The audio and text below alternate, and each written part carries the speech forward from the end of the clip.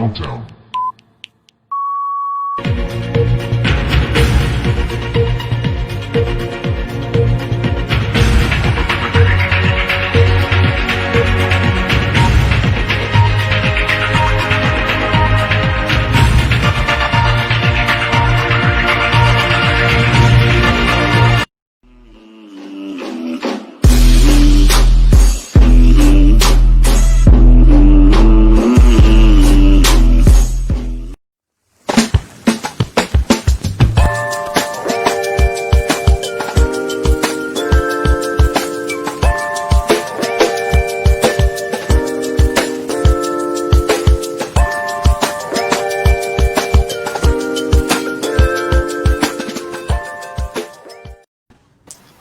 Welcome, everybody.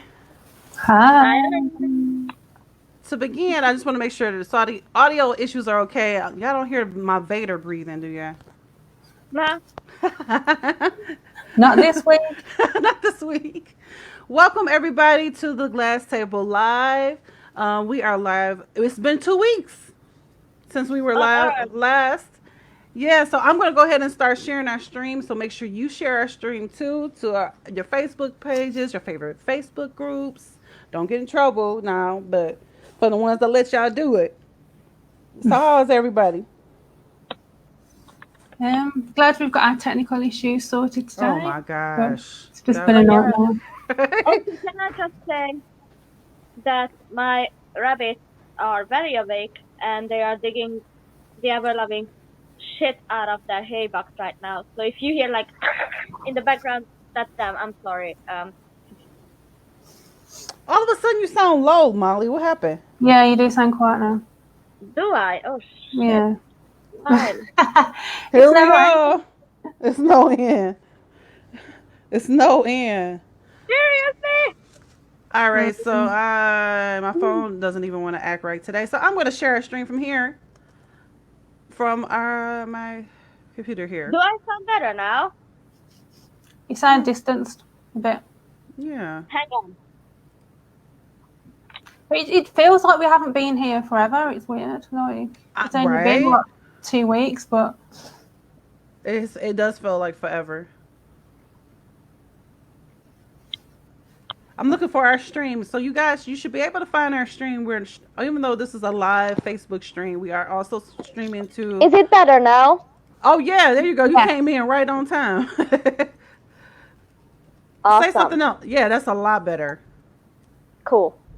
Yeah. We're also streaming to our YouTube. And I'm going to share this to my page whenever it allows me to do that. Yeah, you're right. It's been, but I guess that's the nature of live streaming. Mm-hmm. Let's see here. I don't know if I can... Hi, Ben. Hi. Be able to find her. Ben was with us the last time that we were together. Hey. Yeah.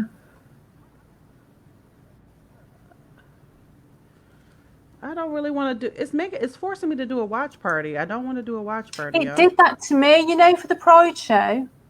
When I went to share the stream, it made me do a watch party. Ben was with us the last time that we were together. Yeah. Yeah, it made me do a watch party too. Okay, yeah. So now I'm having some little issues here, but anyway. So I will try to share it from my phone because it's trying to force me to do a watch party. I don't want to do a watch party. Facebook is being weird. If you are a Twitter user like me, then you know that Facebook down is trending today. So people are experiencing intermittent outages today with Facebook.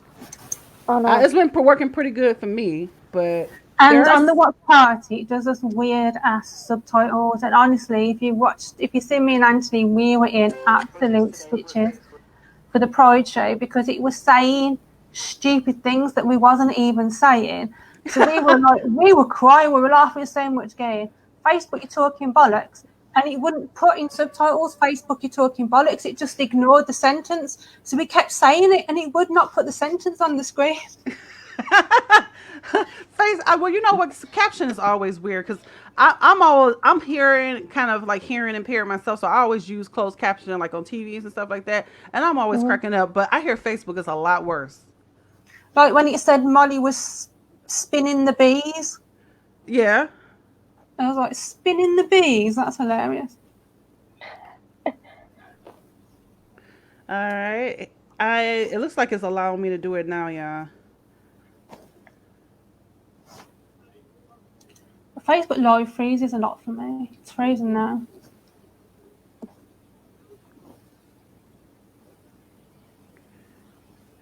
I'm sorry. We'll get started in a minute. We'll get started in a minute. We usually don't take this long, y'all. You know, a lot of it is because we changed the method in which we stream, and so we have to physically, manually share our stream now. Sorted. Yeah. Here we go. So let's look who are in the comments. Hello, Chessa. Chessa won't be with us today. We miss you too, Chessa. Yes. Chessa will be back with us soon. Oh yeah, I need to give Draven the link. It does help, doesn't it? Hello. Hey, Draven. Hi, Draven. Draven will be joining us really soon. And hello, Ben. I love that panda bear. Is that a panda bear in your profile pic? That don't look like a panda bear. What is that? Hey, Ben. I think we said hi to you, Ben. Okay, I shared the. Okay, so hopefully you shared the stream if you're just joining us. This is our activism, our part 3 of our activism, a tribute to activism, and not just any activism, ex-Jehovah's Witness activism. We have, like we said, 2 weeks ago was our big Pride show. Hopefully you haven't missed that, but you could, if you missed it, you can always hit the replay on Facebook and on YouTube. So we are waiting. Pride show where I cried my makeup off, of course. Right. Yeah, but it was a solemn show. We had a candlelight visual and everything. So yeah, we also went through some history. That was nice, and we had some special guests that might kick off another show for us. It's kind of a spinoff for us for our cult show. We had a special guest with Mormon, LGBTQ, and she's gonna hopefully join us for our show for the Battle of the Cults. That's what we're calling it internally. We've got an Amish lady lined up, I think. So if we do like cult versus cults, I think that's going to make a good show. Yeah. Well, that's a lot better than Battle of the Cults. That's what I'm saying internally. We're going to polish the name. We'll decide on the name. Hey, Draven. Hi, guys. Hi. Thanks for joining us. Thanks for joining us. I hope you can hear me well. I'm in a waiting room in a train station, so. Oh, okay. We can hear you perfectly. Yeah. It's going to be a bit echoey, you know. Yeah, but it's not that echoey. You sound great. I mean, based on the day that we had today, we're just happy you made it. With sound issues, I mean, it's definitely okay. Believe you me. So let's go ahead and kick off our show. All right. We are going to start with 2019 was where we left off, right? Mm-hmm. Yeah. So let's go ahead and start and look at some memories from 2019. And Emma's going to kick this off for us. Let me see if I can get this going. Yeah, 2019 I did a lot of activism. Like Anthony and Draven helped me do a lot as well.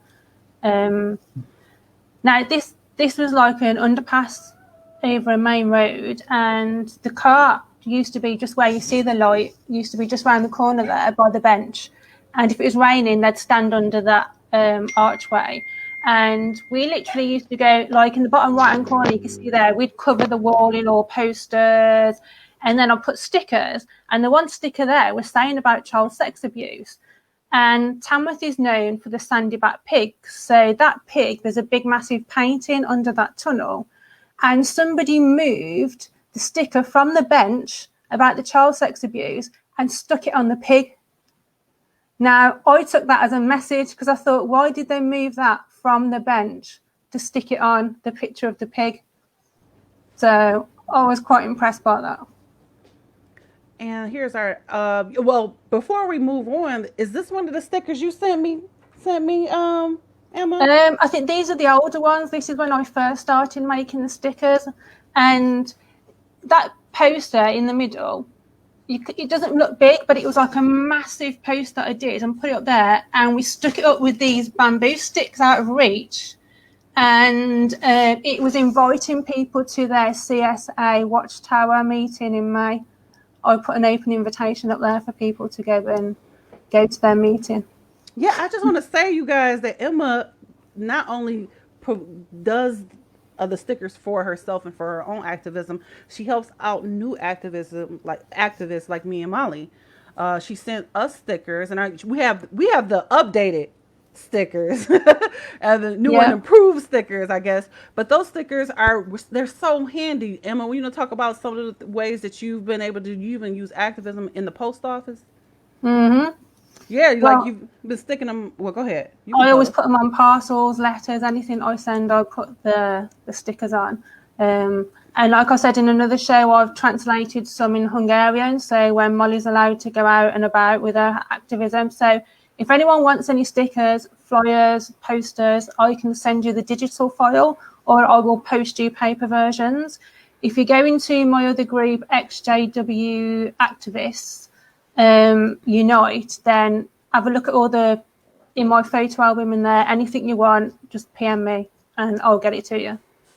So you don't have to start from scratch. Molly, have you been able to use some of the stickers that Emma sent already? Yeah, because just the other day, I have 2 rabbits, so any cables are in complete jeopardy at all fucking times. And so I lost my work headset due to rabbits. So I needed to go downtown to the office and get that sorted. And well, when I walked to my office, I walked through like the busiest route downtown. And I basically stuck stickers on the mall entrance, the bus stop next to the city theater and the mall, where the JWs park their carts, and on my apartment building. So. Oh, that's great. Me, I haven't had the chance to use them yet, but I can't wait to use them. Honestly, because to be open, because I always try to be honest, but to be open, I haven't used them yet because they're so cute, and I don't want to use them all. So I could always send you more. I know you said that. I know you said that. The funny story is, though, when me, Anthony, and Raven put that poster up on the bridge, we had to use double-sided tape, bamboo sticks, stick it on, and then we didn't want to walk over to like where the shopping centre is with these bamboo sticks, so we stashed them in a bush, and we thought next time we go back to put these posters up high, we'll use them again. And somebody stole our bamboo sticks. Well, you can't keep nothing around people. Who goes looking in the bushes for sticks? People, they steal everything. You can't even keep a bamboo stick. I love when you do these, Emma, with the watchtower and all of that. Well, when I started posting this in the in the JW groups, they were like, that's apostate material. And I'd be like, no, look. And that's why I always include the URLs. Like, go to JW.org and I'd give them the instructions. Click on this. Don't click on my links. And they'd be like, no, you've infiltrated the website. I'm like, apostates have changed the website. How am I supposed to do that? So wow. I always try and highlight as much as I can that this comes straight from their source. And this was obviously the May Watchtower, where they talked about their 2-witness rule and how paedophiles are allowed to remain in the congregation if they repent. And I'd not stepped foot in the Kingdom Hall for 23 years. And I thought to myself, I need to go to this Watchtower study. I need to be there and hear them say it for themselves. So as usual, Anthony and Raven had my back. I had 1 or 2 glasses of brandy. And I went to the Watchtower study. And I've got you to add some clips of where I stood up and said my piece. Yes, let's actually start there. Let me get that going. Here we go. And I'm gonna go ahead and play it, and you can tell us what we're talking. Yeah. Why is child abuse a grave sin? Crime. It's a crime, not a sin.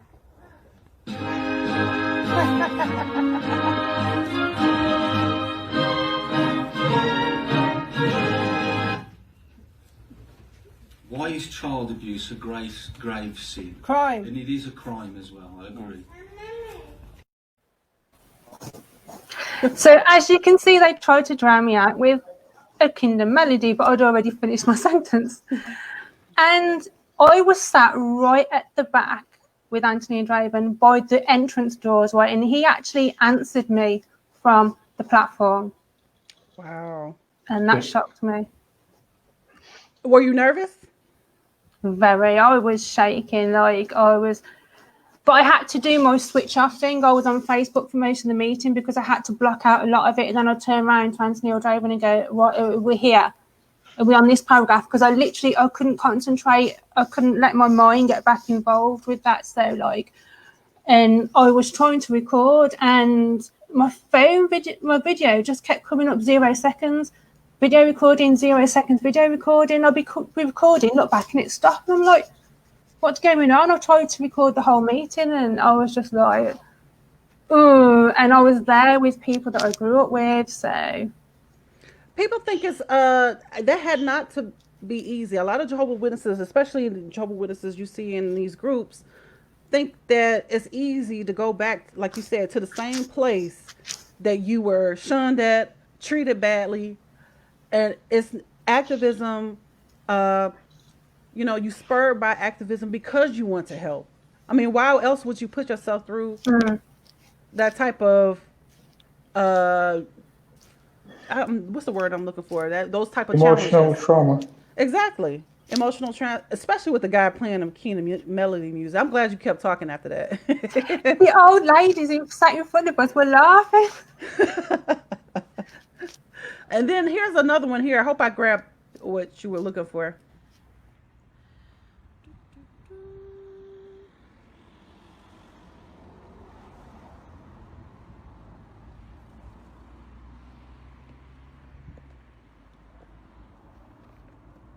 And this one was mine.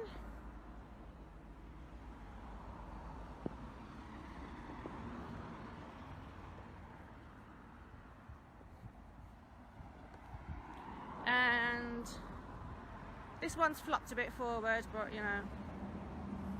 so this one is like right on this main road by Big Island, Kingdom Hall. So is that go ahead. That was afterwards. Like we literally, I think we popped back to mine for 5 minutes because I literally live down the road from the Kingdom Hall, unfortunately. So we popped back to mine, and then at the time there was 3 congregations meeting at the Kingdom Hall. So we literally went back for when the meeting that we was at finished. We went back for another drink, come back. So we was there for when the next one turned up and left, and then when the next one turned up and left. So we were literally sat outside all day.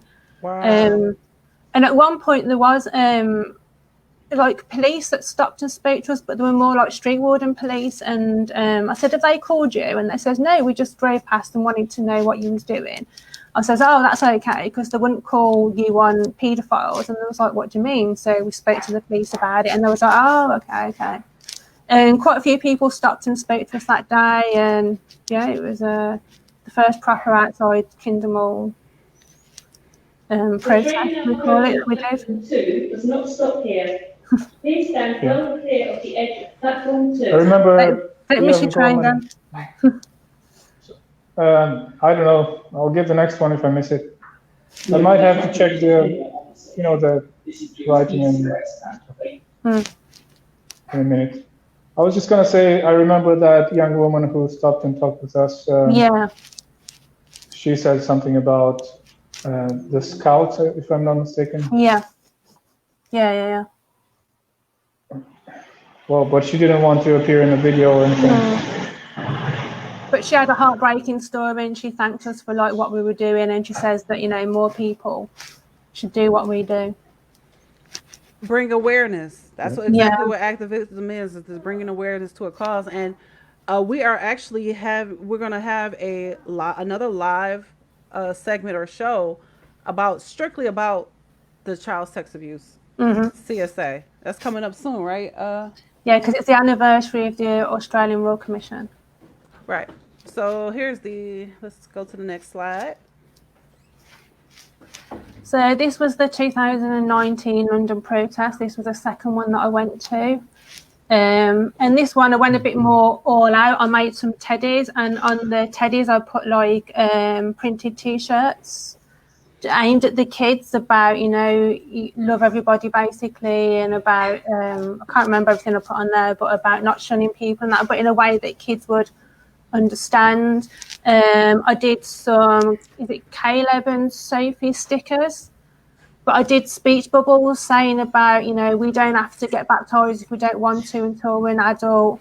And then I did somewhere it says like, if you've been touched by an adult, I'll come with you to tell a teacher, to try and get into their minds to go to a teacher, not the elders. And then also there's a help pack in there with numbers that people can contact, helplines for domestic violence and sexual abuse. Hotline. Thank you for travelling with us. Please make every effort to maintain distance between.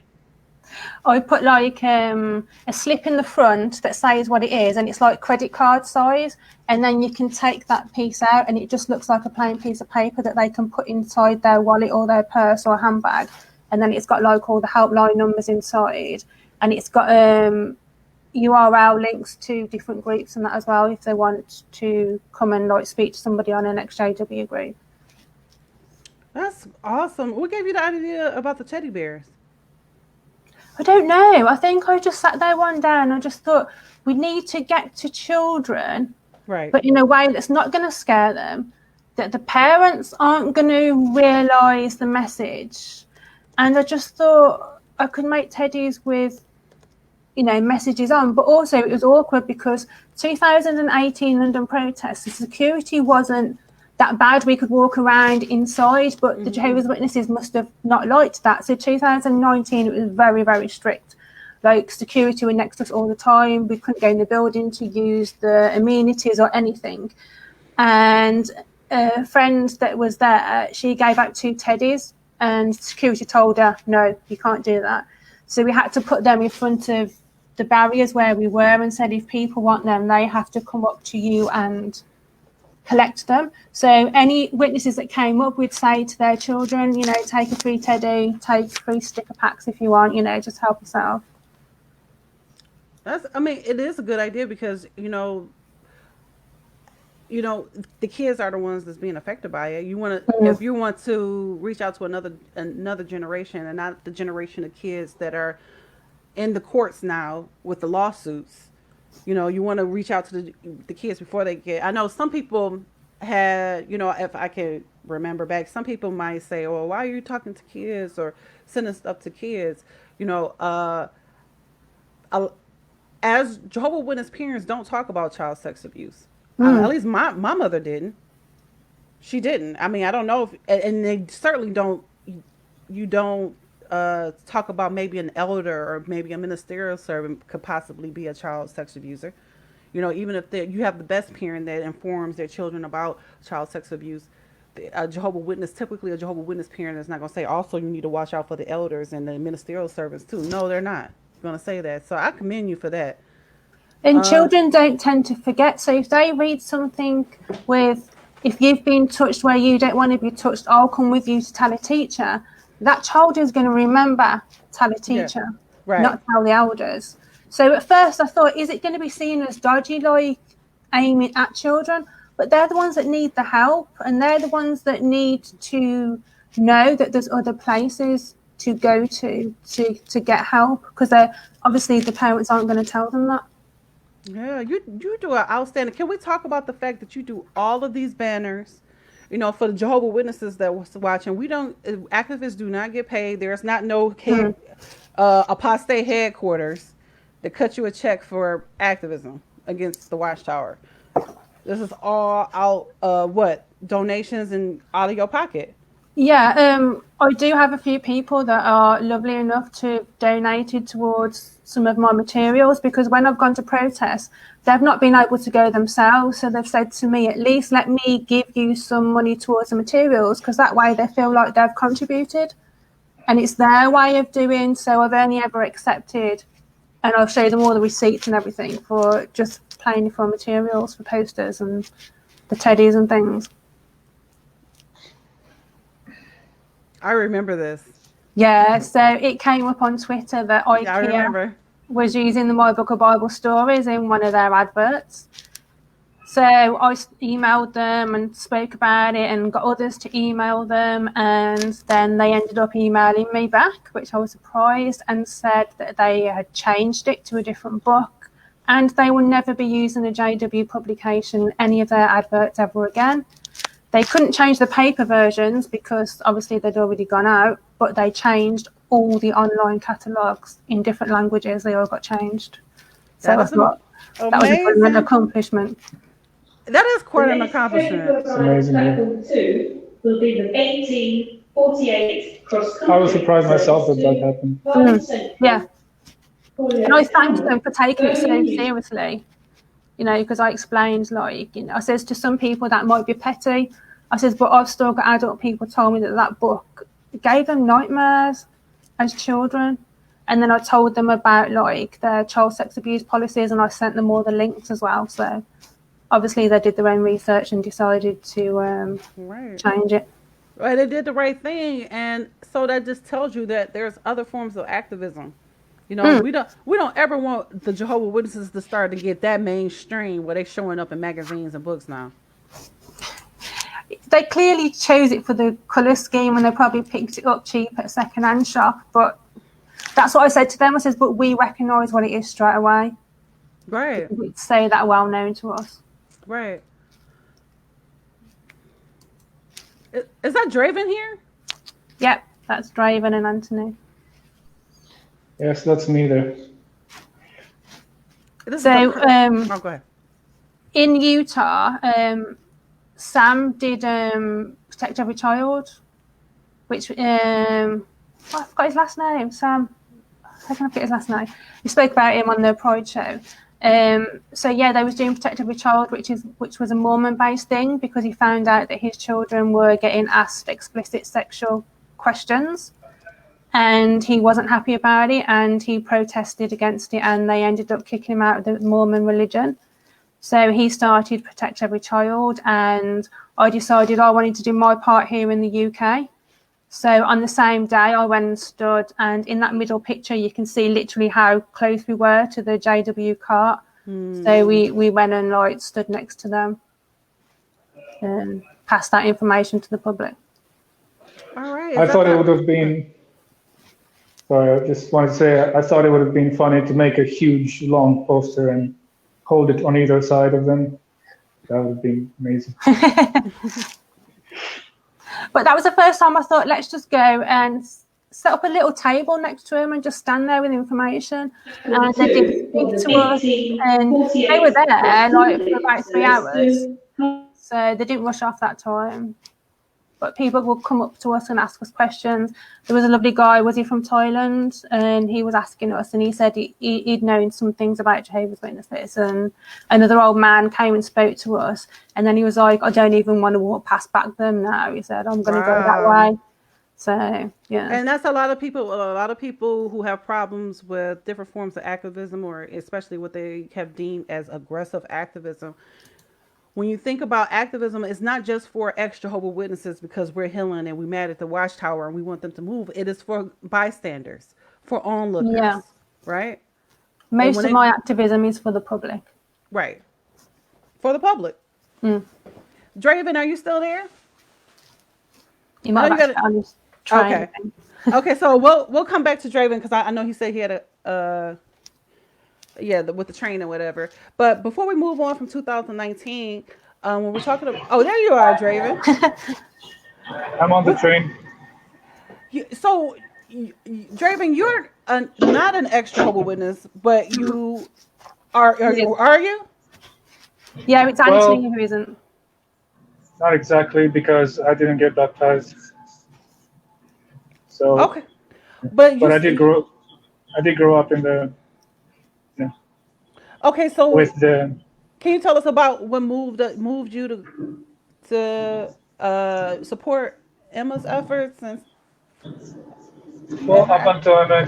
up until I met Emma, I didn't know about what was going on in Australia with the Royal Commission. And when I found out, I was shocked, and I thought this needs to stop. I mean, um, they need to pay for that, not reporting abuse to the police. So I thought, yeah, I need to support this protest movement. That's awesome. You guys are doing an awesome job.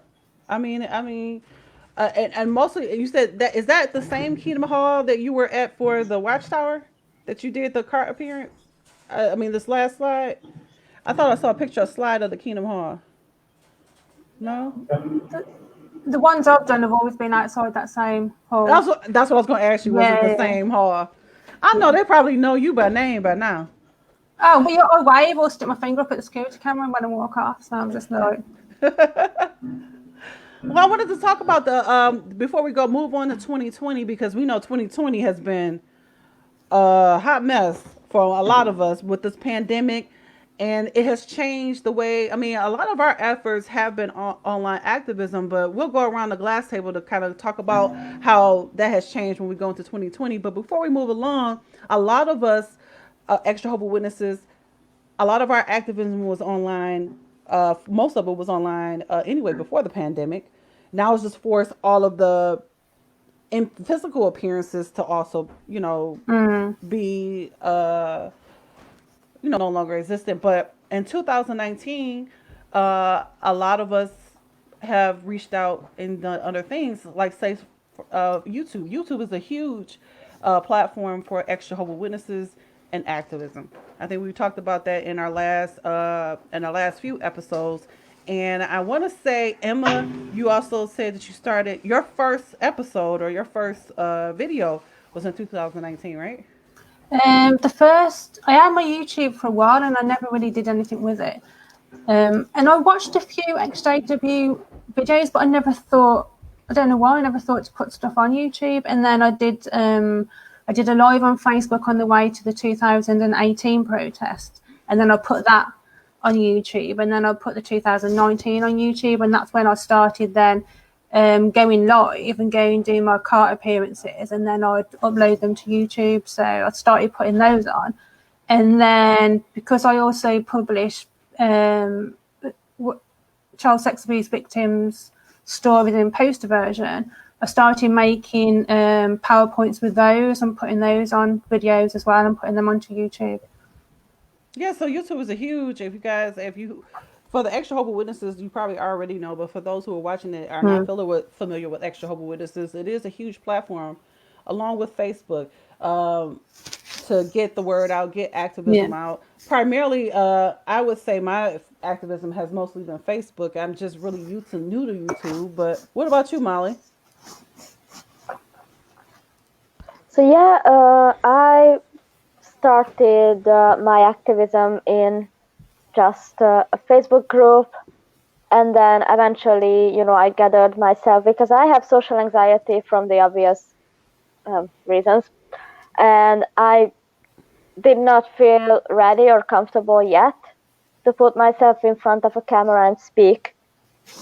But then one day I was like, okay, screw this, I'm doing it. And then in September of 2019, actually, I did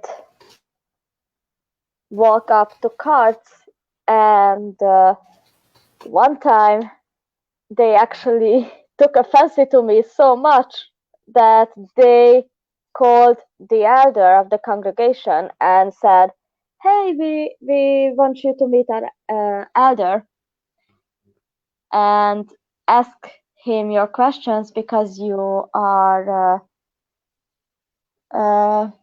you have some very serious questions that we believe only a spiritually strong elder should answer to you because sexism. So I went with the the floor, and I said, okay, I will go to your Kingdom Hall meeting and, see what it is about. And after the meeting, I snuck to the bathroom and started my phone to record the conversation with the elder. And I kid you not, I asked the questions in a very non-apostate form. Like I said, like I told a few white lies in order to get my point across. Like I wanted to be very stingy with them in a way that, I said I'm just a standard print Catholic girl, and that, my family was abusive, which is, very true, and that the Catholic Church did not help me and did not report the abuse, even though I told in confessionals about it. And well, that did not happen, obviously, but point stands, because the JWs love to shit on Catholics, of course.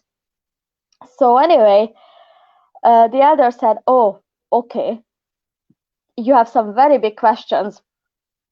Can we meet tomorrow in a private setting to talk about them, because I want to give this the sanctity. And I said, okay. So we met the next day, and I was ready with the Shepherd the Flock of God book in my bag. And we sat down, we kept talking, and 20 minutes into the conversation, I whipped out the Shepherd book, opened it at the child abuse section, and said, then what's this? And he said, oh, well, that's where did you get that book from? And I'm like, well, I have it. It's not important from where. I have it, and this is what it says. And he said, oh no, you misunderstood, and then bullshitted his way around the two witness rule. And then he said, and I asked, okay, but if I misunderstood or anything like that, and if this book is so important to handle these sensitive cases, why on earth would you not give it to every member of the congregation?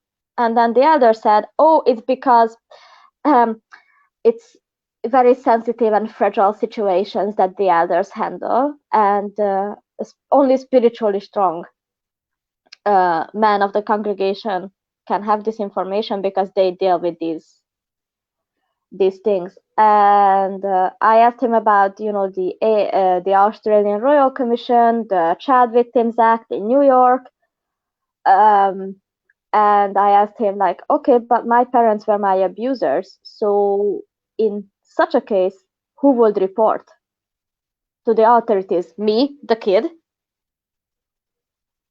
And he said, well, he couldn't really answer. And then he said, well, if I want to ask these questions, then, we will have to suspend the conversation, because it seems like I am trying to pick the policy apart instead of studying. And I was like, oh, well, okay. And then I said, oh, can I ask this question? And then I asked him about, Satan, and why Jehovah, an omnipotent, all-knowing, benevolent God, would create Satan. And then they were like, oh, no, you see, you're apostatizing. And I'm like, what? And, they said, are you an apostate? And I'm like, no. No, I'm just, I'm just thinking. And basically the conversation ended there, and we agreed that I would call them, which never happened. But I will definitely, I still have the flyers and stuff. Today I left the flyer at the mall food court, because we went out with my friends to eat, so I took my CSA flyers and left some at the food court. And I know, because even though it was like 7 a.m., I know, and I noticed when people are like looking at me. I know that people were eyeing me as I was sticking up my stickers. I noticed that some people were like, what? So the stickers are there.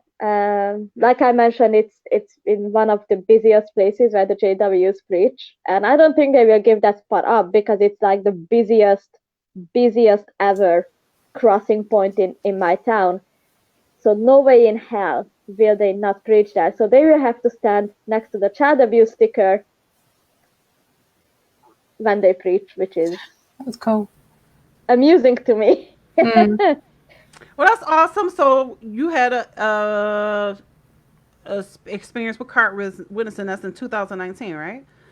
Yeah. And okay, so I was trying to think of experiences I had in 2019. I know in 2018 is when I believe I first came on Facebook, and I don't want to go. We actually talked about this in another episode, but I came there. If you just joining us as an extra Jehovah's Witness Christian, and I had an extra Jehovah's Witness Christian channel, and I had and then I used to speak in churches about my experience as an extra Jehovah's Witness, and that I think it was the beginning of my activism. But I found as I started undergoing a change myself as far as the Bible and God, that I thought my activism would be over because I no longer believed in God, and I couldn't think of another way to talk to people, Jehovah's Witnesses, to bring them out of the cult without talking to them about the Bible. Because it was the way I was simply trained as a Jehovah's Witness, and then as a Christian. I'm thinking like, well, how else? And then I see people like Emma and other people who are non-theists talk to in groups. I used to see Emma used to tear. I'm seeing from afar. I see Emma used to tear people up in them Jehovah's Witness groups. Man, do not come for Emma. I don't join those groups exactly for that reason, because I'm at that point where I am so distanced. Like I know what it feels like, because I'm not stupid, and I'm definitely not forgetful, and I definitely don't forget how attached I was to my faith. But I know that I could not be I know I can be helpful, so to say, in short conversations, but long-winded conversations eventually get me pissed, because I feel like it's offensive to my senses as a reasonable adult human being to believe I like have that. to say, not everybody not cut out for talking to Jehovah's Witnesses all the time in those groups. Okay, and so Honestly, I mean, there are some activists that will not do it. I can do the card witnessing, and oh my god, girl, that was the toughest 3 hours of my fucking existence when I was talking to that elder and his wife. 3 hours! And in some of the instances, I felt like my atheist is very much showing, so I was like, oh shit.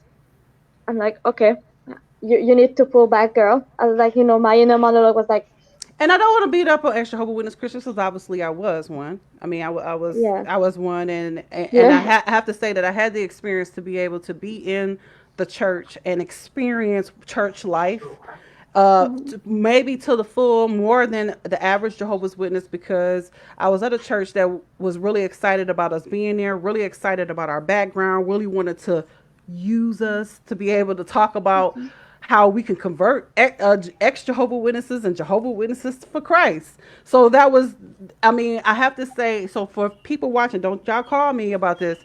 I'm not saying that my experience was like a bad thing, but it did. I have to say that there is, moving to 2019 is when I decided to launch my YouTube channel for the XJ Dub Cafe, but that was only after going into a deep depression after 6 months, after going through a journey from out of Christianity and the Bible stuff and moving to a journey to atheism. But as I was saying before, watching Emma and other people who were non-theists in those groups be able to talk to Jehovah's Witnesses without using the Bible, even though Emma uses the Bible, Emma, you use the Bible, but you don't use it to preach, to overturn, to try to convert them to something else. It's more to overturn the reasons that they already have. You know what I'm saying? Like sex abuse. You know, so I changed what my ministry. I wasn't no longer trying to convert people.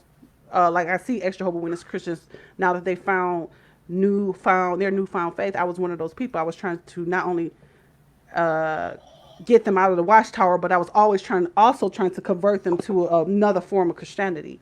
And now that I'm in a different lane, I think that's abusive to do that. And I can't even believe, but I was able to help a couple people out.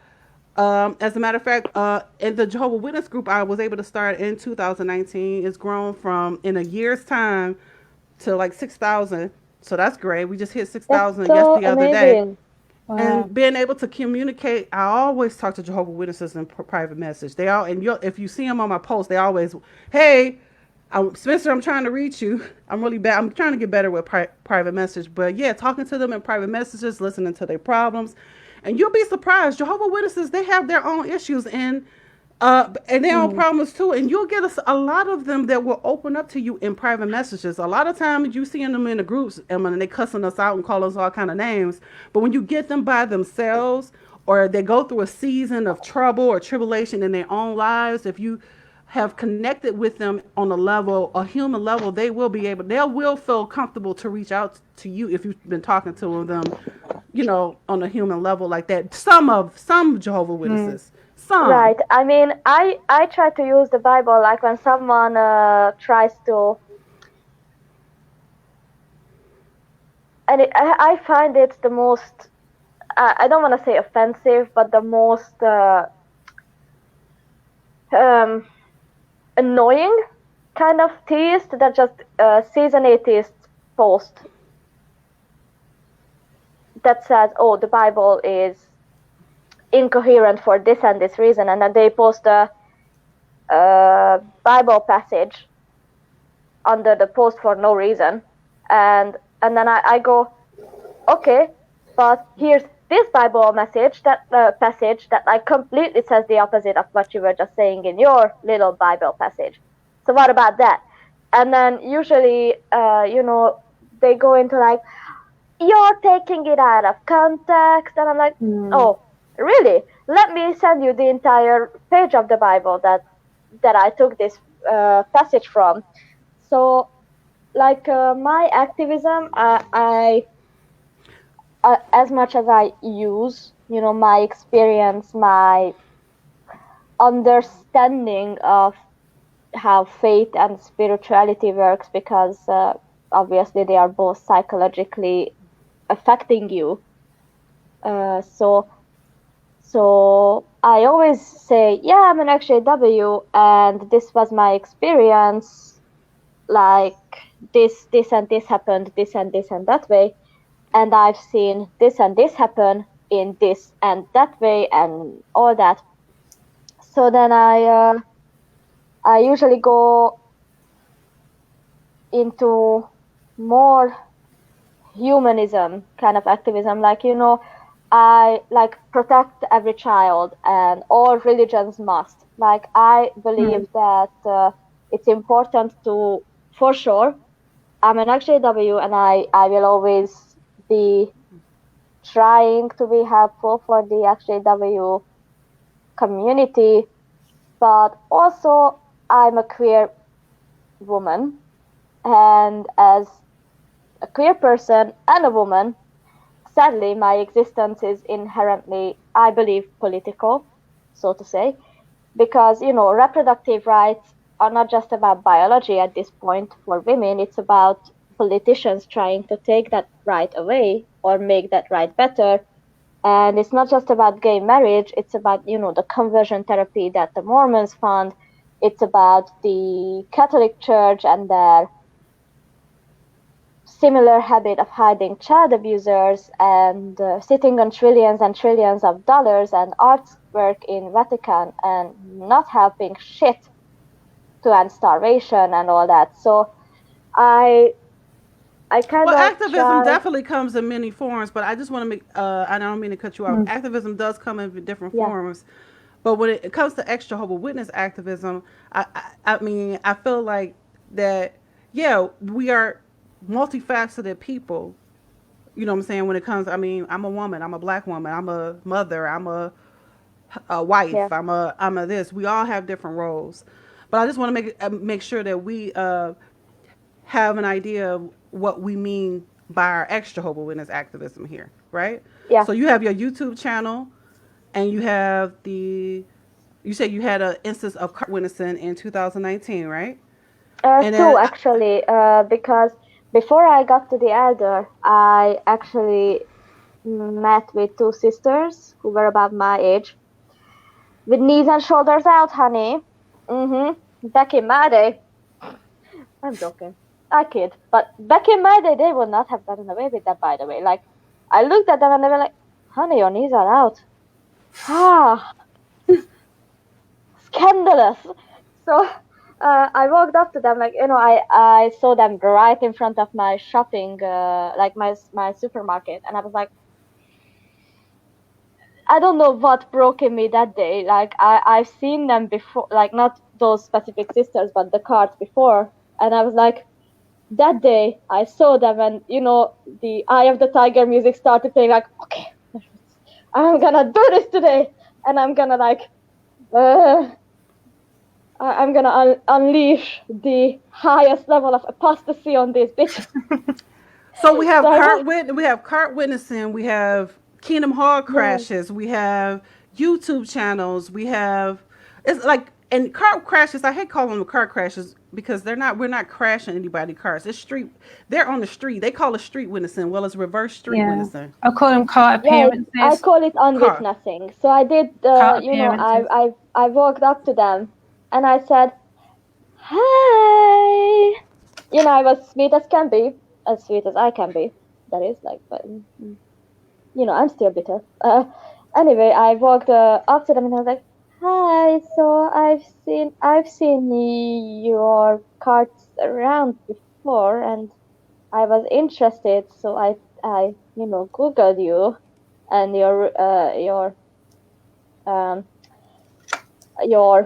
material and your rules and stuff, and I have a little brother, and we had a bad life as children because of abuse, and I want to make sure, because whenever my little brother is involved, I always ask this question: what are your policies on child abuse?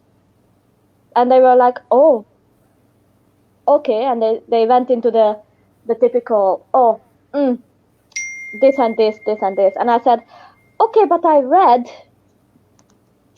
that it's two witnesses, and I mentioned the Australian Royal Commission, where was it Tony Morris, right?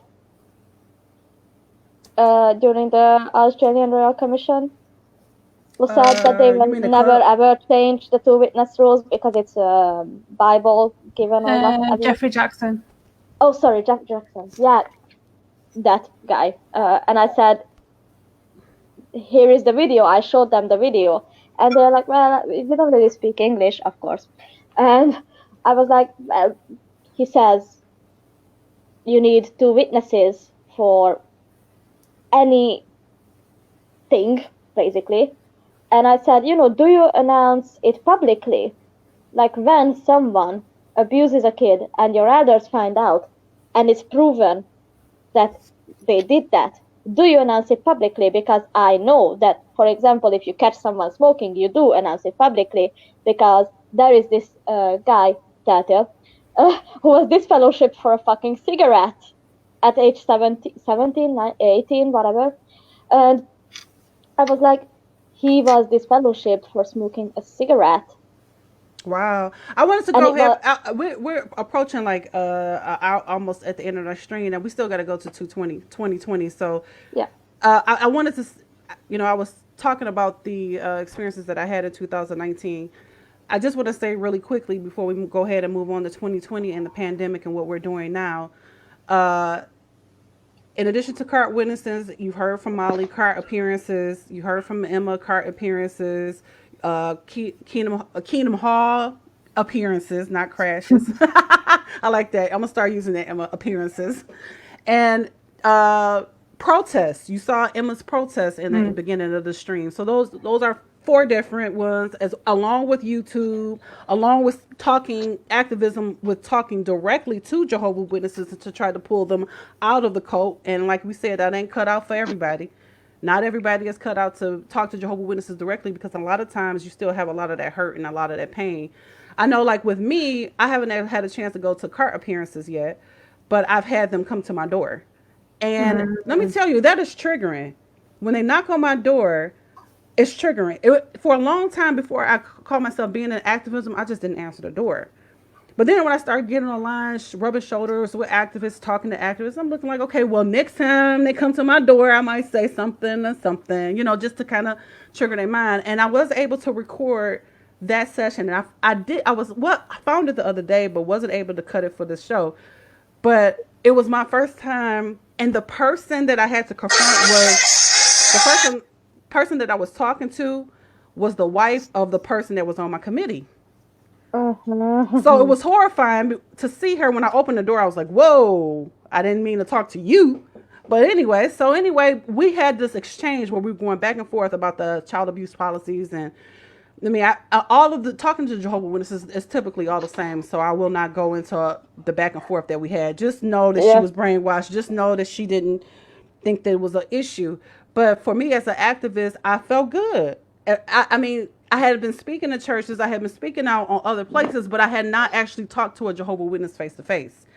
So when you don't all the time, now they're not doing the door to door now, but you don't have to all the time go out and do cart witnessing. You can just, when they come to your door, answer the door. Yeah. I mean, a lot of times. So we're going to go ahead and go into 2020, which has been a crazy year, but it looks like you were able to get some activism done. Some activism in, Emma? I got started. Right. Let me see if I can pull it up. Is this it? So this was Sharing Shoes, and this was started by another lady, and I thought it was a really good project. And me, Anthony, and Draven, again, we went and we put our own experiences, wrote out on the posters. And also one of my friends that was sexually abused by both of her JW parents. Wow. She went to the elders. They called her a liar. They did nothing. They left her in that position.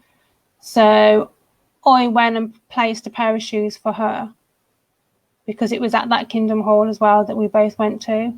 And I wrote her story and I told her about it and says, I'm doing this for you as well, because I felt her story needed to go there. And we kind of hung around and we sat on the wall opposite, because this is like dead opposite the train station where we were before, and people stopped and read the messages, and then a car pulled up and was a bit suspicious, and then that car waited, so we waited and they waited and we waited. So we was like, well, after a bit, well, let's just pop to Aldi's around the corner, come back, and everything had gone. So whoever was in that car had come to clean it all up, but was waiting for us to leave first. That's but you know what, I've seen that other people have been inspired to do similar activism too. There's even a group, I think, now for Sharing Shoes. So if people are interested, you can reach out to Emma, because I think this is a neat idea, and I also think it's a cute idea to be. It's a lady called Sherry. Sorry, I can't remember her last name, but she started the Sharing Shoes idea. And what they were doing, they were posting the shoes to headquarters and Kingdom Halls. Wow. But literally, because I live 2 minutes down the road, I was like, no, I'm going to go and put mine on the doorstep instead. So that's what we did. There's another slide, right?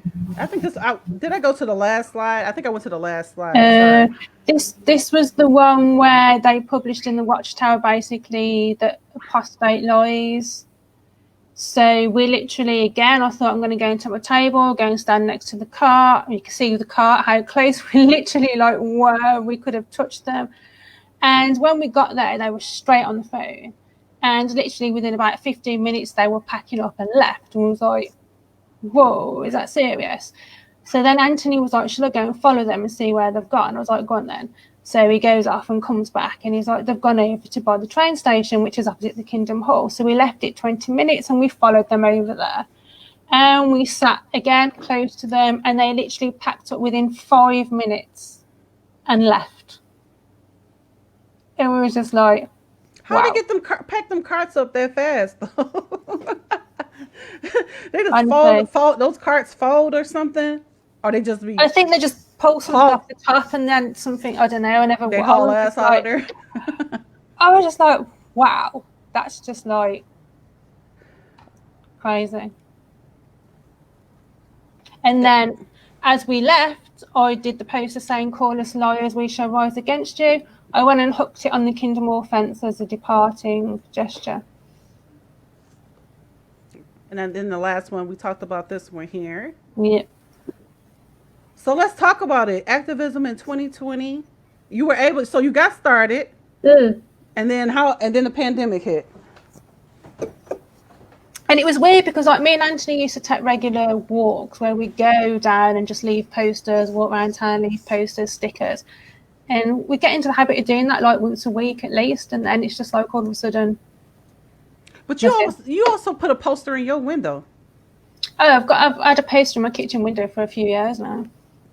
Yeah. So. About the 2 witness rule, and I hear kids read it out loud. I hear people read it out loud. And like I said, the Kingdom Hall is just down the road. It's on the main road by the town centre, close to the train station. So people read it regularly.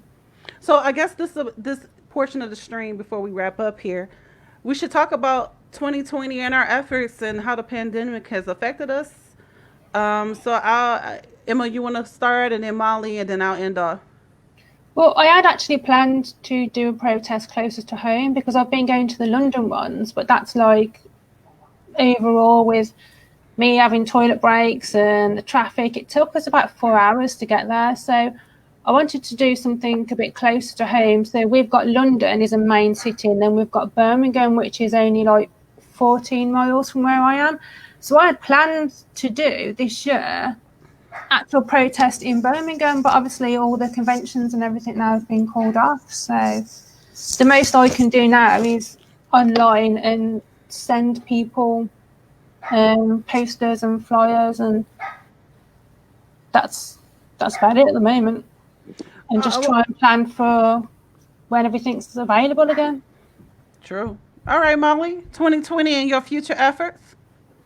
Yeah, so when, like around the time we started the glass table, like before Corona got us all in detention for the foreseeable future, I was actually wanting to book a train ticket and go to Battle because Battle offers free tours.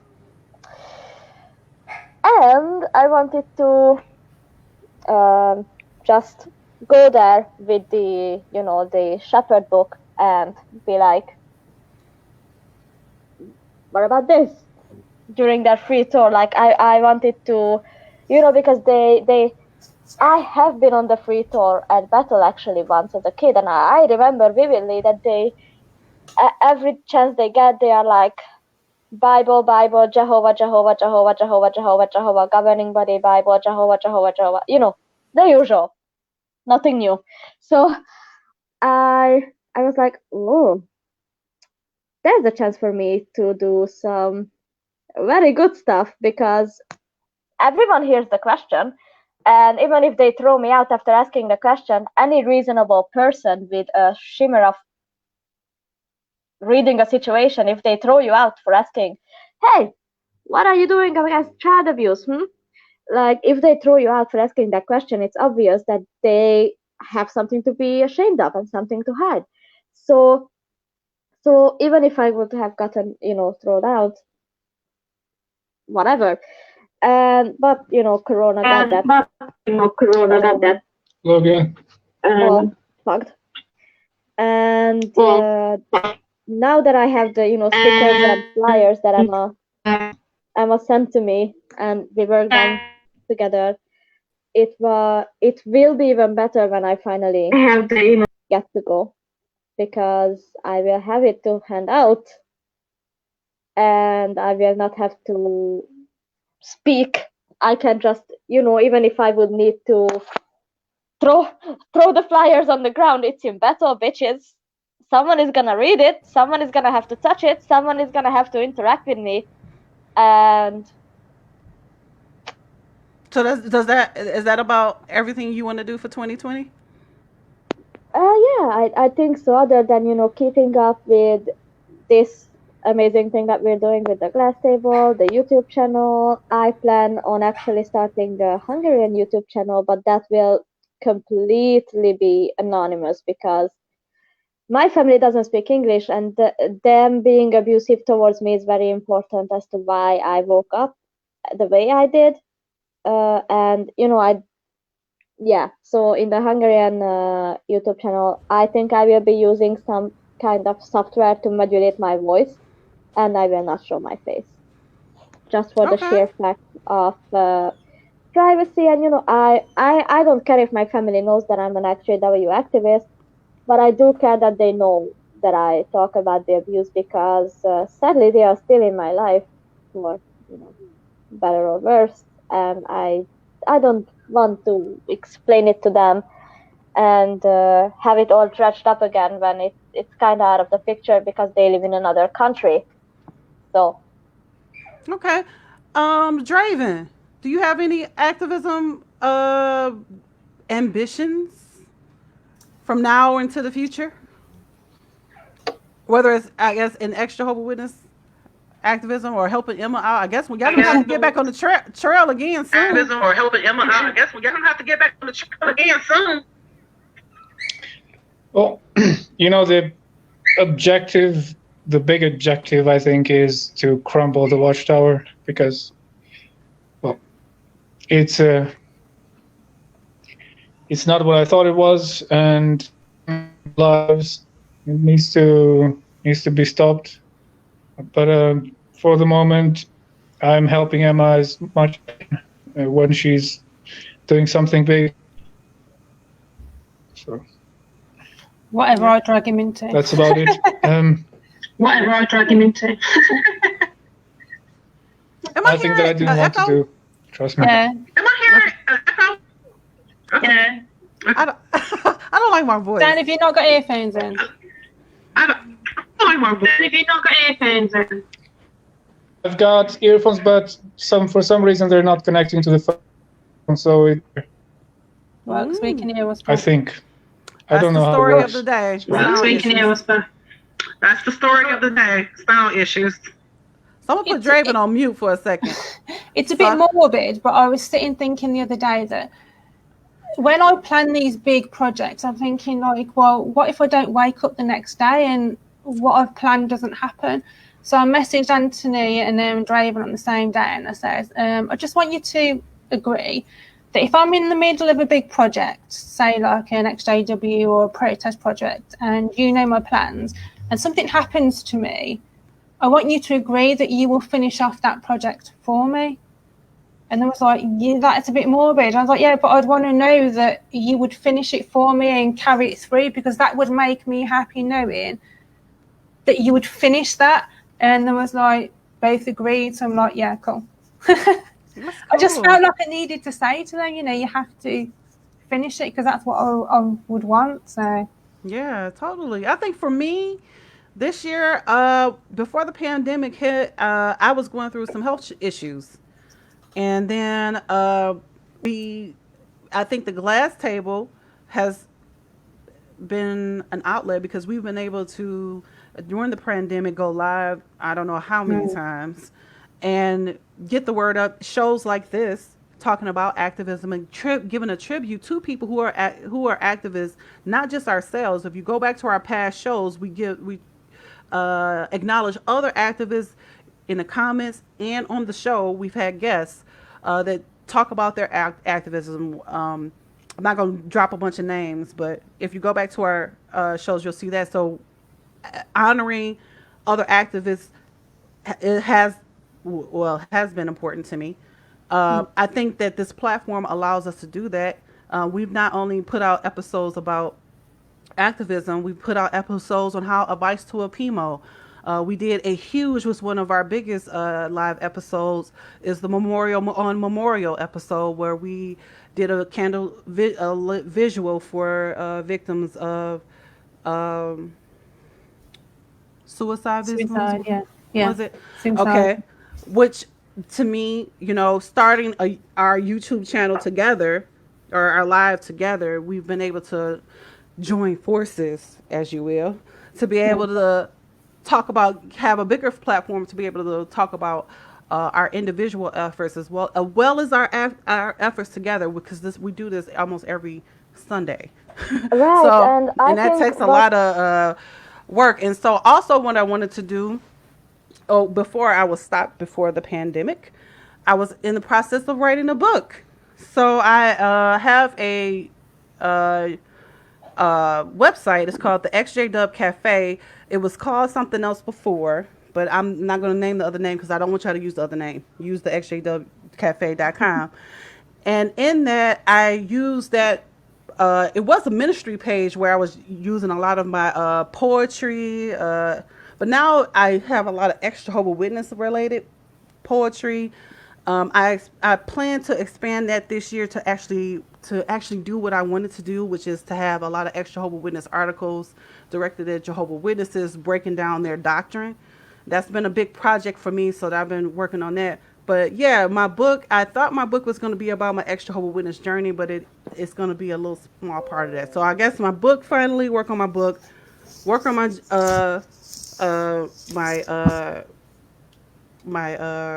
website, which I have to say, WordPress has been good to me. I got a lot of followers there, a lot of extra Jehovah's Witness. If y'all don't know, there are a lot of talented extra Jehovah's Witness writers who have blogs. It's a really small community on WordPress, but they are there where you can see some of their articles. As a matter of fact, a lot of people started at blog sites. Eric Wilson had a blog for 3 or 4 years before he launched his YouTube. So you have activists who start on a blog first, or start on Facebook first, or maybe start on YouTube first, but whatever platform you're looking for, you can find somebody out there. So besides the book, the blog, and the glass table, and my own YouTube channel, but I would like to get into physical activism. I want to get in physical activism. I feel prepared now. I got flyers. I got stickers. Molly, you was going to say something? Yeah, I mean, I just want to say that it has been crazy inspiring interacting with, well, you ladies and all the other activists we had on here. And, I want to give props to, Telltale and Jimmy Snow, because they were the ones who pushed me into starting my online activism by, joining the online XJW community and picking back up on what the hell is happening in JW land, because, girl, I've been out for 9 years this year, if I count right.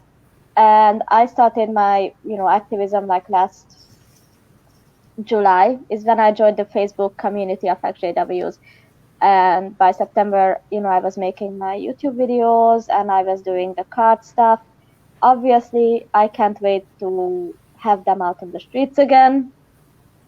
It's weird, but I kind of get this haha, that's some fun right there, because even if they don't necessarily agree then, but once you hear these things, you cannot ignore. If you have a conscience, you will not ignore child abuse when it's so plainly explained and put out to you. And so yeah, I definitely think that it has been a very inspiring journey interacting with all of you amazing people. It has been. I mean, for the people that's out there, let's just talk. I mean, we could also, Eric, David is saying Eric Wilson is outstanding. Yes, he is. Right. Yes. This is, I mean, we don't just jump online. I mean, and just start talking. I mean, this does actually take a lot of Yeah. preparation and take a lot of work for us to be able to talk to people about some of the topics that we're doing, partnering with other people in the community, Yeah. uh, getting background information, cutting clips. I mean, Hmm. I have to say that we have learned things in this process of just bringing the Glass Table Live to you, Yeah. in our forms of activism in so many ways. We've even encountered, I mean, cross paths with people that we probably normally would have not probably cross Yeah. paths with. So I look forward to a great 2020. Hopefully, y'all, hopefully a great the rest of 2020. But I have to say, in the closing, before we close, that, this is a different world out here, y'all. We might even have to think about, as the witnesses adjust their witnessing efforts, we're going to have to adjust our activism efforts. It may not be that we can be in face to face with some of these people anymore. I mean, Right. I don't know if you guys know or seen it, but their conventions are completely online, which is just like, to me, is a mind f. I'm just going to censor myself because I just would have never thought in a million years that they would never have physical conventions, but here we are. And them not having conventions means that there are no protesters outside of the conventions. So it But affects us. Yeah.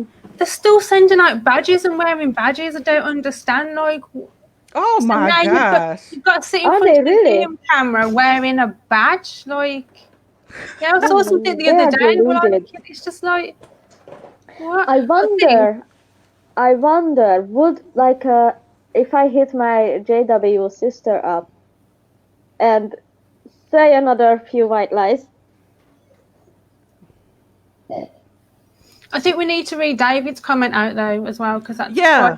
that's enlightening to the one above that one. Right. I couldn't flash that one. That's enlightening to how JW's thought about the protest I did about apostate-driven lies. Yeah. Why don't you read it? I can't flash that one. Okay, it says, I remember sitting in one of the local elders' homes in 2015, watching the JW broadcast, still indoctrinated, when Stephen Lett came on with his apostate-driven lies comment toward being dismissive of JW child abuse cases. Oh, don't just moved. We thought, oh, the apostates are using everything but the kitchen sink to get people out. Literally, that was how we were taught to think from the Watchtower, as if apostates were all going to attack JWs. That's why they redefine their narrative of apostates. And that's how that article felt to me, and that's why I felt so strongly to go and stand next to the cart, because for them to turn around and say that the child sex abuse was apostate-driven lies, even though it'd been investigated by charity commissions or officially in place by the government, and they were saying we were lying about it. He's just reiterating the fact that, yeah, they just thought it was lies, and they can stand up there and tell them it's lies. Yeah, with a straight face. I mean, David, you will be interested probably in the ARC. I don't like calling it an anniversary, but it's not a happy thing. But the ARC anniversary episode, it's actually in a couple weeks, right? Yeah, like 2 3 weeks, I think. 2 weeks. I think it's 2 weeks. It's 5 years since the Australian Royal Commission. I can't even believe that. It's gonna be a crazy ride, because I remember, like, I left the Jehovah's Witnesses, and I just said, okay, fuck this shit, I'm out, bye, no religion, no nothing, and I just went cold turkey, nothing for years. And then for some reason, and I keep mentioning it, but it's just a stroke of luck, that YouTube for some reason brought up the atheist and secular humanist YouTube creators. And when I saw them talking about their respective backgrounds of like Mormonism, Islam, standard Christianity, and telltale with the JW stuff, I was like, whoa, dude, there's a whole lot of abuse that needs to be addressed. And I felt like this this fire in my heart to speak out about it. And, the more I heard their stories, the more I was like, oh, wait, that was really abusive. That happened to me when I was fucking 7 or some stuff like that. And, the more I heard the other stories, the more I started putting the puzzles back together, and the more I was passionate to speak out and to do something. I said, I cannot stand to hear and see these stories and not do anything about it. My conscience wouldn't allow me to rest if I didn't. A lot of us have been inspired by the ARC. David said he was inspired by the ARC. I do remember when I was waking up and my husband was not woke, I remember telling him something I had saw in the paper. I just happened to see it. And I remember being in my bed crying because I thought, wow, this organization is not what I thought. At that time, I had already did some research, but it softened my heart to look again because of my own background, my own family issues, where I felt like, okay, well, let me take a second look at what people are saying, because I told you I went on Eric Wilson's site fully trolling him and calling him an apostate. And look at me now. I'm here.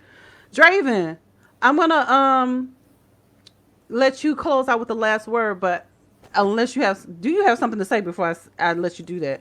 Can I just say one thing? I want to put you on the spot. Go ahead. Yes, David. Angus Stewart is a god. After watching him nail Jeffrey Jackson to the wall at the Australian Royal Commission, that was just like, wow. It was just like, I can't remember the other guy's name. We're not worthy. David, like, so if we have any people out there who are, this is probably a good time to ask. If you guys are familiar with the ARC, David, we know you like a extra Jehovah's Witness dictionary, like a human dictionary of everything that has ever gone on in extra Jehovah's Witnesses. But we'd like to compile stories. If you were affected by the ARC, we're going to try to, hopefully, it would be nice if we can do a historical timeline as a tribute, maybe stories, and that would be great. Clips. Maybe we'll put old Jeffrey Jackson in our stream. Show that. And Matt Hawley saying that he didn't even realise that child sex abuse was a sin. That it was a crime. He didn't realise child sex abuse was a crime. He said that stood on the stand in court. We need that. We need that. I can't even fathom that. Like, how can... Draven, so did you have anything you want to say before we close out?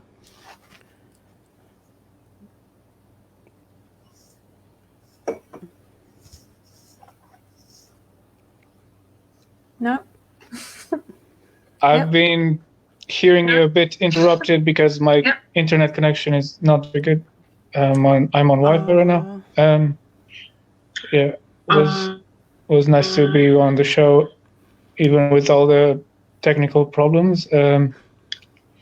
Definitely want to do something more soon, because... Yeah. Of course, we're going to have you back. I don't know. I don't have anything planned. Of course, I'll have you back. And y'all, I sound loud. hear myself back, y'all. hear myself back, y'all. I'm gonna have to mute problem you. With the. We've had sound issues today. We've had sound issues today. Yep. I agree with that. All right. Well, we are. Feel free to let me go anytime you want. Okay. We're just gonna put you on mute. We're not gonna let you go. But thank you guys for joining us. We are reaching at the hour and a half of our stream. Let me see. Let me go through some of these comments. David, thank you for joining us today. You have had a lot to say. I can't wait to go back and read some of your comments. Let's see here. You said Trey Bundy's early reporting was revealed in PBS. I came across in 2017 was instrumental in my own awakening long before he came out with the Oxygen special in February, right before the COVID pandemic. See, he has the dates and everything. It's just his comments just be so. Can I have your brain, please? I aggressively want to take you out for dinner. Nothing sexual. I don't care for that stuff, but I want to hear you speak.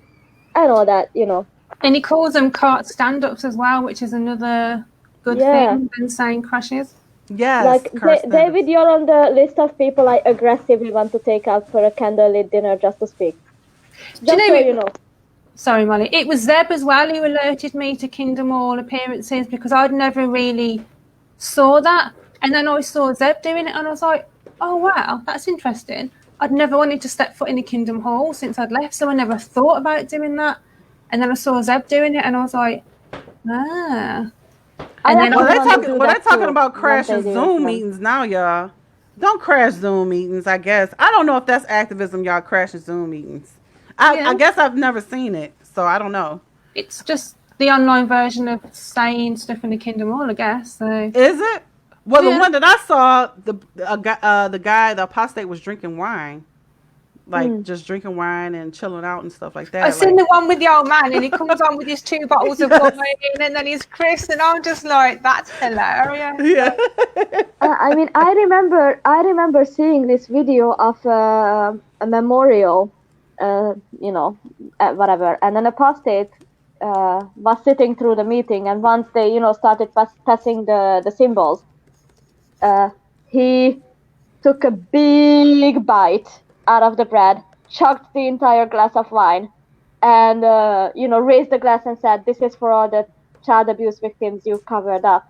And then he just, he was realizing that, oh shit, the whoever is coming to toss me out. So he started backing it up, but he kept speaking, and I actually wanted to do that on Memorial, which obviously did not happen. I wanted to do that. I wanted to take the symbols, stand up, and say, "This is for all the children whose abuse you covered up." And well, before I even knew that people was crashing memorials, I guess I didn't crash the memorial, but Phrase.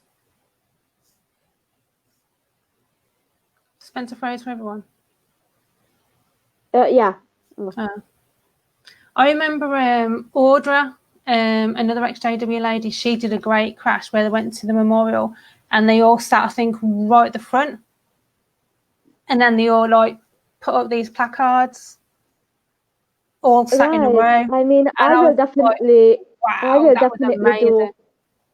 definitely do Kingdom Hall visits when it becomes viable again. And I wonder how many battle visits I can sneak in before they will be like, "Oh, this witch again." That's the one who left the apostate material last time. I will definitely do that. And I told my friends, look, I will go to battle, and I'm not paranoid to think that they would try and assassinate me or whatever. I don't think me leaving random papers will warrant that much. But yeah, I was like, yeah, well, just bear in mind I'm doing some activism, and some people might not like that. And that is why I literally deleted my last name, my address, where I was born, when I was born, from every social I'm back. media. My internet cut out, y'all. Sorry about that. My internet cut out. It just went off. I was like, Spencer phrase for everybody. I thought it was me at first. I was like, no, it just cut. I told you it's doing this thing like it's cycling out and cutting off and stuff. But I was trying to say that I went there and I tried to. I chickened out and did not partake.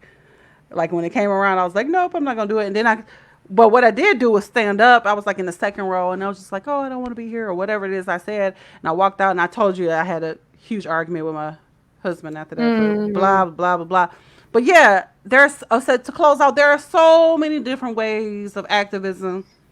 There are so many different people that you could help, whether or not you're like Emma and your heart is to ex-Jehovah's Witnesses and you want to open up a Facebook group or you want to open up a Jehovah's Witness group. Now, let me tell you, it's not easy. Well, neither one is really easy, but or you want to open up a Jehovah's Witness group to try to help them out of the cult, or you want to cart witnessing. What did we mention? Not cart witnesses. What we calling them? Cart appearances, Kingdom Hall appearances. You have YouTube channels. You have all of that. So we want to thank everybody for joining us. Thank you, Draven, for coming on as a special guest. I also wanted to let you know, guys, I think next week we talk about urban legends. Jehovah's Witness legends. So that should be interesting. You probably say, what is that? Well, you have to watch it to find out. Shall we all come as Smurfs? All right. Everybody, right. Oh my Smurfs God. is a big one. So that should be fun. We have a lot of serious issues, but we're going to be kicking it and talking and making it a little light and just for you guys. So we can kind of talk about live. Some of the things that we talk about in the groups already. We talk about this in the group. You might as well jump on our live and start talking about it. And then after that, with 3 weeks is our big show, which is our ARC anniversary show, where we talk about hopefully a historical timeline of the ARC, get some stories from victims, and even have some clips and talk about maybe the redress, because that's the big thing right now. Yeah. And that, because that all ties in, I think. Yep. Yep. So you will be able to join us. Next week we're off break. We're off our vacation. We're back into it after the pandemic. So thank you again for joining us. We hope that you guys join us next week. And if you are just joining us right now, hey, John Newby, he said, hey, Glass Table Gang. I like that. Gang. Make sure you join us next week. The Glass Table Gang will be here. So bye. And I just want to say one last thank you to Draven and Anthony. I couldn't do my activism without you. Yes. So Draven is. You don't know how much I appreciate you. I hope you can hear it, Draven. Can I also say I want to thank my best friend, and I did when we had dinner last night, because he mentioned I could have never imagined you having a YouTube channel, you walking up to Jehovah's Witnesses and speaking to them on the street unprompted.